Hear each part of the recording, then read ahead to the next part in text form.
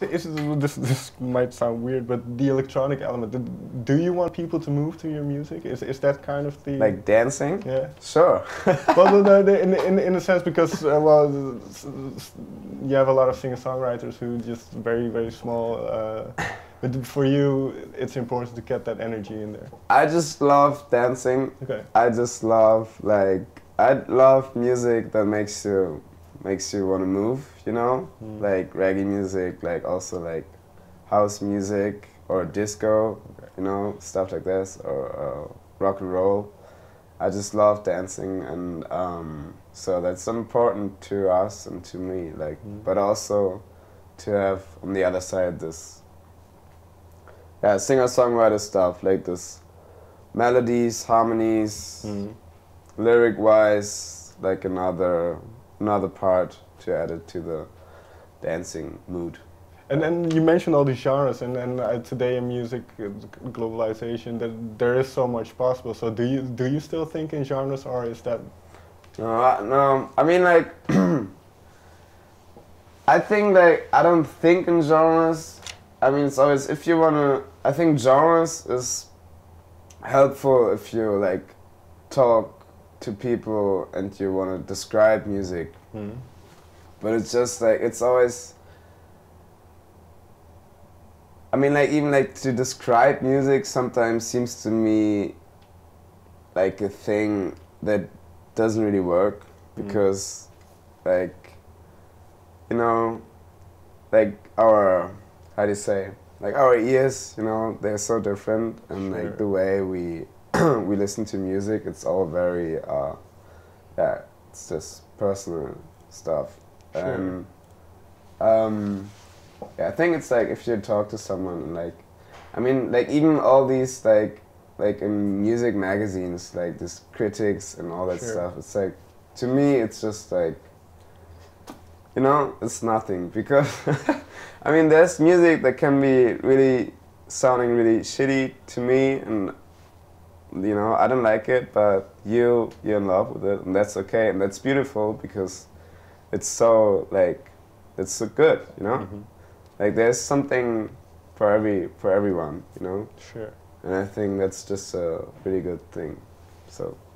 And like you say, music is very personal, and then when you write songs, well, you became a father in between albums, and then that kind of comes through on the album. So, do you put a lot of yourself in those songs? Sure, yeah. It's like, it's always like self-therapy. Okay. So it's, I mean, it's reflecting a lot. It's like sorrows and wishes, you know, like, yeah, like things I wanna, yeah, just talk about.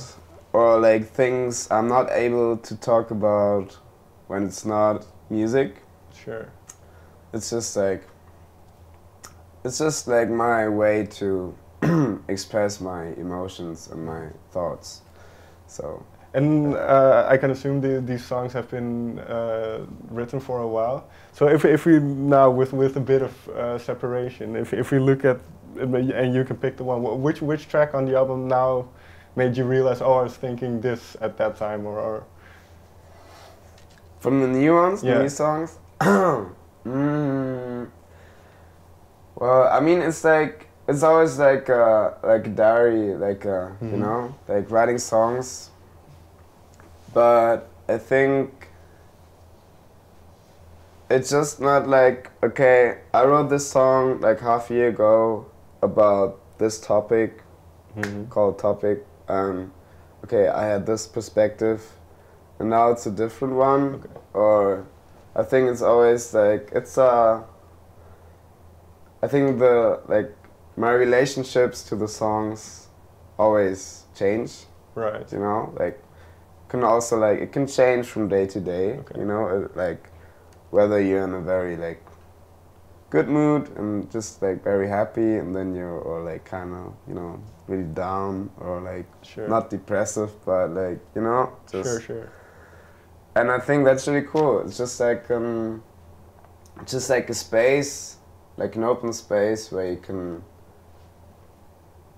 put into put in your your mood or your emotions, like, but yeah, you can always like start from zero, I guess. That's cool. And well, this might be a little bit unfair, but which song then did you think was most important to have on the album? You mentioned the kind of the writing, so one one kind of that you, okay, this one is going on the album no matter what. That's always hard. So I mean, like, all these songs are very important to me. So I guess there's quite a few of them. I wouldn't skip, but for example, like, well, it's like Firebird is very important, and Stay, like these two maybe. But if we go into Firebird, then do you remember when you wrote that song? Yeah, that was because it was actually very special to me, special situation, because I wrote it in the night. Okay. On the tour bus, when last year we were touring in America for 3 weeks. We were just on the bus, and it was like we had a late show, like a late slot on the festival. So we I don't know, it was like till 12 or something, and then the bus call was at 1 in the night, 1 o'clock, and then everybody went to bed, and like it was 2 o'clock, and I was like, I had this melody in my head, and I started writing the song, and I was like working on it until like 6 o'clock in the morning.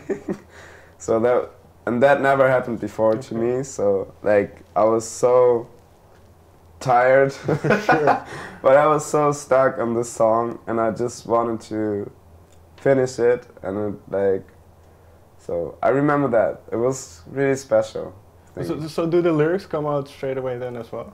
Yeah, I mean, I think I finished them in the morning, I guess, but yeah, I mean, it was like 4 hours, so.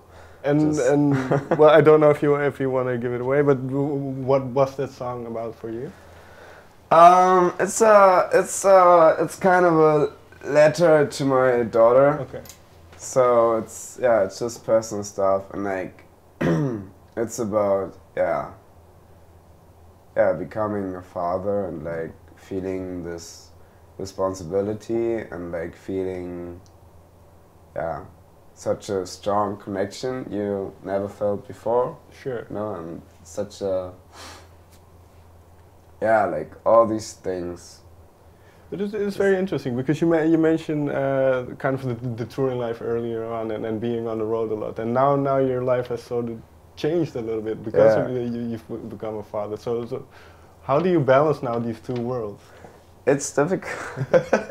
I mean, it was difficult even before, but now it's just it's hard. You just like, I mean, we're planning the tour schedule, like trying to do as much breaks in between as possible. But of course, it's like, you know, you're away from home a lot of times, and you just you're worried about losing connection, or like about, you know, you just want to be there, you know. Sure. So it's just you have to deal with that, I guess, and I think you have to deal with that, you know, just always be open for change. Like, I think it's just something you have to find out. So now this year is gonna be the first very busy year in touring, so it's just, I'll make experiences, you know, and then maybe next year I'm like, okay, this doesn't work, or maybe it was a good year, or, it's just thing. Finally then, the album's called Blossom. When in the process of making the album did you decide on that title? It was last year as well, in America as well, on tour. There was that song called Blossom already existing, and Philip and me, we were on a festival somewhere, I don't know where, and we were just, it was like in the the noon before we, like 2 hours before we gotta go on stage. And we just like, yeah, we were just lying under a tree and just relaxing a little bit, and then we were talking about the album and about like the past years and like all these things like that happened to us. And Philip came up with the idea to like with that name Blossom, because he was like, hey man, I feel like, you know, there's like there were so many things in the past years that were blossoming, like for us, you know, like music-wise.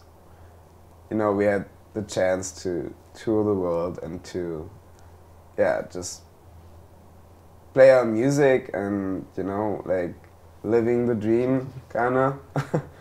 But also like in our private lives, you know, like there were things blossoming, and it just felt like very. It's just like that moment when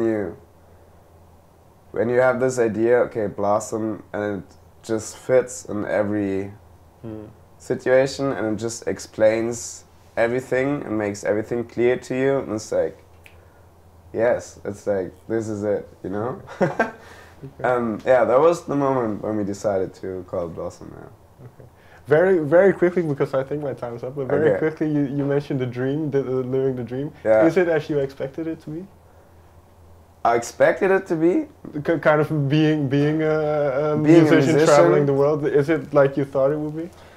Well, I mean, I didn't have any expectations, but I mean, like if you start doing this, like there's also like in this business, there's a lot of cliches, you know, people talking about. Like being a musician or like being a rock star, right. And like, you know, like, yeah, traveling a lot and, you know, like taking drugs and partying hard every day and all that stuff. So it's like, I mean, there's a lot of cliches that just don't fit to us. But there's like, I mean, there were a lot of people like talking to us like, oh, I mean, like that must be hard also on the one side, like to be away from home, not to feel rooted, maybe sometimes, and like to, maybe sometimes it's hard not to lose yourself out there. Sure. So I think it's just, of course, it's a really like, it's a big privilege to you know, to, yeah, that you're able to do your music and do what you want to do, and that there's so many people who listen to it, and like, but also it's like, it's always, there's both sides of a coin, you know, and but I think it's just, you just have to appreciate it and be grateful and like to, yeah, I mean, you know, enjoy yourself. In the end, it's a very lucky situation, I guess, and you just have to, to deal with it and like to see the positivity and like, you know. Clemens, thank you very much. Thank for your you. time. Thanks so much.